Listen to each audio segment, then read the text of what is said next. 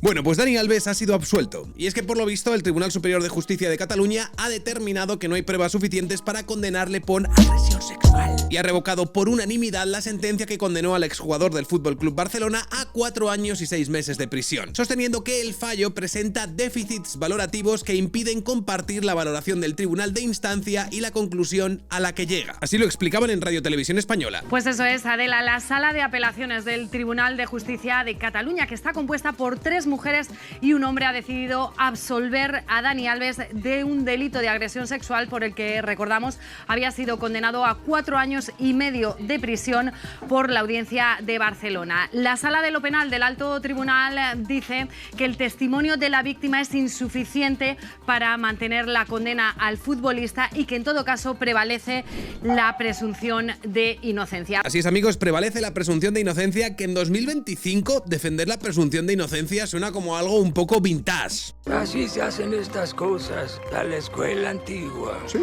nada igual a la escuela antigua. Lo que se lleva últimamente es la justicia social frontal. ¡Vergüenza!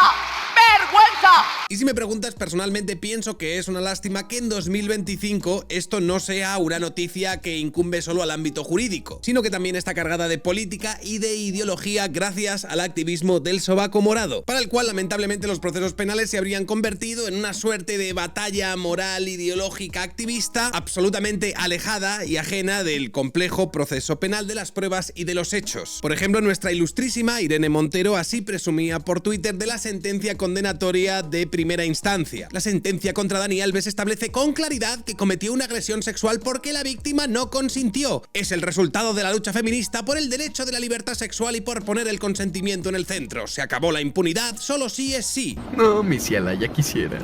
O sea, que la sentencia condenatoria no era fruto de un proceso penal donde había quedado avalado que este señor era un agresor, sino que para siniestros personajes como Irene Montero es el resultado de una lucha feminista por el derecho a la libertad sexual y por poner el consentimiento en el centro. Claro que sí, guapi. Y que por supuesto esto sería así gracias a su maravillosa ley del solo sí es sí. Este es el resultado de la lucha feminista por garantizar nuestro derecho a la libertad sexual, porque solo sí sea así, y por luchar contra la impunidad de las violencias sexuales. ¿Y ahora qué dice Irene Montero ante la absolución del Tribunal Superior de Justicia de Cataluña? Pues ahora lo que nos comenta es que la sentencia que absuelve a Dani Alves alegando que la víctima no es creíble es un claro ejemplo de violencia institucional y de justicia patriarcal que desprotege a las mujeres y, como dice la ONU, mantiene la cultura de la impunidad de los agresores. Una y mil veces solo sí es sí. Es una sentencia que es un claro ejemplo de violencia institucional y de justicia patriarcal que desprotege a las víctimas, que revictimiza y que mantiene, como dice Naciones Unidas,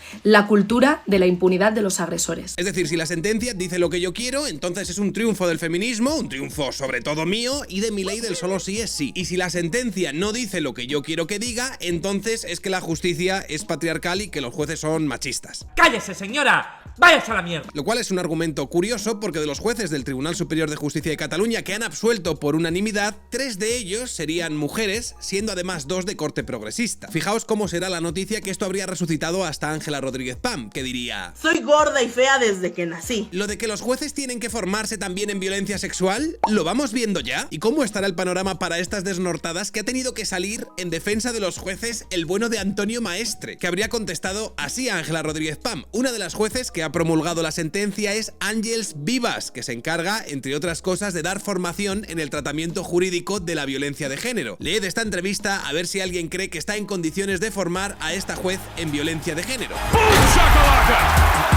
Curiosamente, la magistrada Àngels Vives, la presidenta de la sección de apelación penal del Tribunal Superior de Justicia de Cataluña, pero sin embargo para los podemitas ni siquiera esta señora, que es la que da la formación en violencia de género, ni siquiera ella estaría lo suficientemente formada. Que lo dice Naciones Unidas, que en España los jueces no tienen formación en materia de género, que es una vergüenza. Fórmense, señores jueces, fórmense. Y con respecto al vídeo de Irene Montero, Alberto Olmos habría tuiteado: seré yo, pero noto en la mirada de la exministra cierto entusiasmo ante una oportunidad oportunidad que hay que aprovechar para seguir vendiendo la propia mercancía. No es como que esté desolada por una víctima a la que no se le ha hecho justicia. Y sí que es cierto que si analizamos el lenguaje no verbal de Irene Montero, pues muy disgustada no parece que está. De hecho, me parece que su vídeo destila cierto entusiasmo, cierta satisfacción oportunista, como la que tendría alguien que lleva tiempo callado en una conversación entre varios y de repente sacan un tema de conversación del que supuestamente él es experto. Esa me la sé yo, aquí participo yo. Señora, por favor, relájese un poco, que no se note tanto el entusiasmo que uno tiene por poder seguir justificando que la justicia es tremendamente patriarcal. Y es que al final el problema que subyace de fondo es creer que una sentencia diga algo porque conviene dentro de una narrativa política concreta, lo cual implica necesariamente ignorar todo el proceso de la justicia y anteponer nuestros intereses políticos y activistas a la complejidad de un juicio penal. Oiga, es que me da igual que este señor sea culpable o inocente, es que yo necesito que sea culpable para poder seguir vendiendo mi mercancía ideológica de mierda, lo cual deja un problema profundo al descubierto, que es la politización de la justicia penal. Es decir, que hay una serie de activistas mongolos que lamentablemente se encuentran dentro de nuestras instituciones para los que directamente los juicios sobran. Si un señor es acusado de violencia de género o de violencia sexual, ese señor es culpable. Porque me apetece, porque quiero y porque puedo. A no ser, por supuesto, que forme parte de las filas de tu partido, en cuyo caso lo que vas a hacer es esconderlo. Porque me apetece, porque quiero y porque puedo. Pero al final, que hay un proceso penal con garantías es importante. ¿Y cuál es la razón por la que este tribunal absuelve a Dani Alves? Bueno, pues la denunciante afirmaba que Alves la había llevado al baño de la discoteca y que es allí donde ocurrió la agresión sexual. Pero las cámaras de seguridad desmontaban el relato sobre cómo habían llegado a ese baño. Por supuesto, lo que había ocurrido dentro del baño no se podía saber porque no había cámaras grabando. Así que lo que hizo el tribunal de primera instancia fue reconocer que había contradicciones en el testimonio de la denunciante, en la parte que se podía corroborar a través de las cámaras de seguridad, pero sin embargo, dentro del baño donde no había cámaras de seguridad y donde su versión no podía ser corroborada, decidían que ahí sí que la creían. Así lo explicaba el abogado penalista José María de Pablo. Reconozco que la denunciante miente en la parte que puedo contrastar con hechos objetivos, pero doy credibilidad al resto de su declaración en aquellas partes que no se pueden contrastar. Y con eso se condenó a Dani Alves a 4 años y medio de prisión y 150.000 euros de indemnización. Hasta que llegó el Tribunal Superior de Justicia de Cataluña, que revocó esa decisión y lo dejó bien claro. La credibilidad subjetiva no sustituye a la fiabilidad probatoria. No se puede condenar sin pruebas. La narrativa no basta. Que está muy bien que en primera instancia el tribunal creyese a la denunciante, ahí la credibilidad subjetiva, pero que esto no podía sustituir a la fiabilidad probatoria que sí que tienen los hechos que se pueden contrastar. Así lo explicaba y resumía Judge de Zipper. Una denuncia no es prueba de nada, sino que debe ser objeto de prueba. De lo contrario, bastaría con denunciar para condenar a alguien. Sobraría el proceso judicial, sobrarían los jueces y de hecho sobrarían los derechos humanos. La declaración es una prueba más a valorar. Para que ella sola, sin otra prueba, sirva para condenar, deben darse unos requisitos. En este caso, las contradicciones de su declaración con el vídeo ha llevado a los jueces a no darle valor suficiente para condenar. Eso no significa que ella haya mentido, simplemente su declaración no es suficiente a criterio de los jueces para sostener una condena.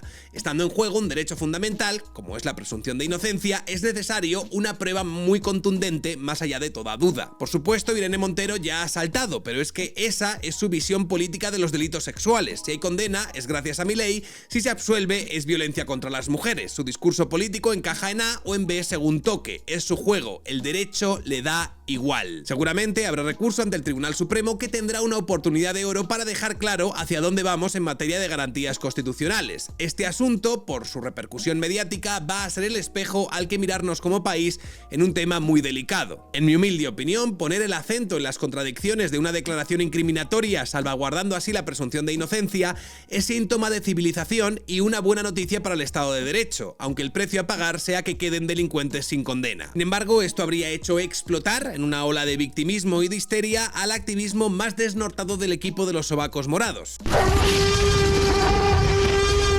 que mientras se retiraban los espumarajos que le salían por la boca, escribían cosas como: que hayan absuelto a Dani Alves es un insulto a la víctima, a las mujeres, a las feministas y a nuestros derechos. Es un insulto a todas esas mujeres que se atreven a denunciar. Es un insulto a las que vienen porque parece que nunca es suficiente. Poco quemamos, poco. Habría que quemar más, supuestamente. Iranchu Varela habría escrito: confía en la policía, tía. Solo nos queda la autodefensa feminista. Hoy me he levantado pensando en la víctima de Dani Alves. Me he levantado pensando en esas mujeres que no saben si denunciar, en las que dentro de poco tienen un juicio. juicio, pero también en las que nunca van a denunciar, nunca van a alzar la voz, nunca van a decir lo que pasó, porque saben que el sistema judicial no es un sistema judicial seguro, porque creen que nunca se las va a creer, porque saben que allí se las juzga a ellas y no al agresor. O sea, tía, súper fuerte. O sea, fijaos cómo será la historia para que hasta Antonio Maestre haya salido en defensa del sentido común y de la presunción de inocencia. Decía Marta Jaenés: Alves dio 5 versiones. Negó conocer a la víctima, no sé quién es esa señorita, solo coincidió con ella, yo no la toqué, ella fue directa a mí, ella tenía una conducta sexualizada, usó como atenuante que había bebido, pero el testimonio no fiable es el de la víctima. A lo que responde Antonio Maestre: pero es que lo que importa no es lo que diga Dani Alves, sino si se puede probar que la víctima tiene razón. De hecho, el acusado tiene derecho a mentir y eso no prueba su culpabilidad. Las agresiones sexuales en estos escenarios, discotecas, normalmente no se pueden probar.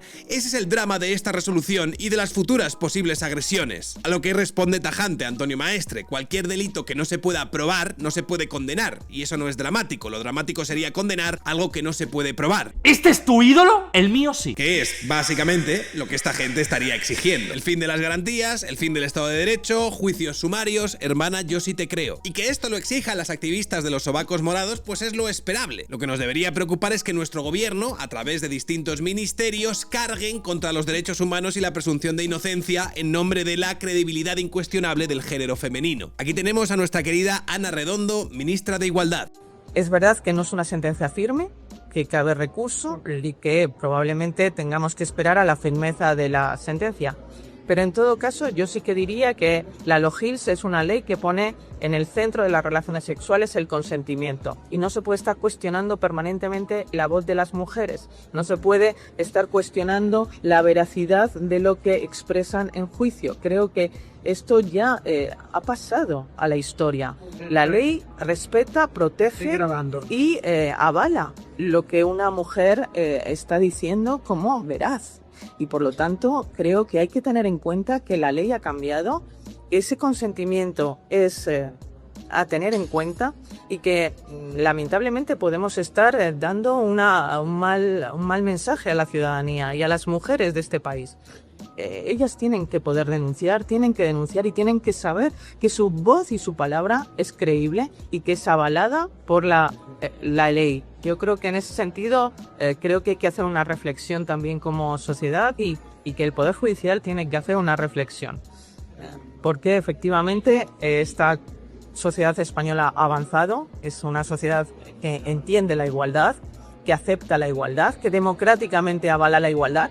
Creo que no se puede estar permanentemente cuestionando la voz y la palabra de las mujeres. Es que no se puede estar cuestionando permanentemente la palabra y la voz de las mujeres. Y esto que dice de que no se puede cuestionar a las mujeres, ¿cómo se traduce en el ámbito penal? A que tenemos que ignorar que el testimonio de una mujer que sirve como prueba de cargo para meter en la cárcel a un señor pueda ser desmentido ya no por la palabra del señor, sino por cámaras de seguridad. Nos está diciendo que los jueces, a la hora de valorar un testimonio que puede meter en la cárcel a un pavo, deben ignorar que este testimonio se está contradiciendo con pruebas corroborables como las que podrían salir de las grabaciones de unas cámaras. Y esto lo dicen sin ruborizarse ni un segundo. Mi idea es que los que van con espada vayan todos con casco, ¿vale? Desde los Rex Sultan a este y tal, y los que van sin espada, los que infiltran y demás, a todos les intenta poner caras sin casco. Para algunas de ellos he cogido caras de los del sonido. Vale, pero es que para no repetirlas, porque si no tenía que poner 4 veces la misma cara. Y ojo que Ana Redondo no ha sido la única que ha querido institucionalizar el hermana yo sí te creo, porque también habría aparecido María Jesús Montero, nuestra ministra chiqui, para aclararnos la importancia de destruir la presunción de inocencia en nombre del hermana yo sí te creo. ¡Qué vergüenza que todavía se cuestione el testimonio de una víctima y se diga que la presunción de inocencia está por delante del testimonio de mujeres jóvenes, valientes, que deciden denunciar a los poderosos, a los grandes, a los famosos. ¡Tías, qué duro! Qué vergüenza que todavía se cuestione el testimonio de una víctima y que se diga que la presunción de inocencia está por delante de las denuncias de mujeres jóvenes y valientes.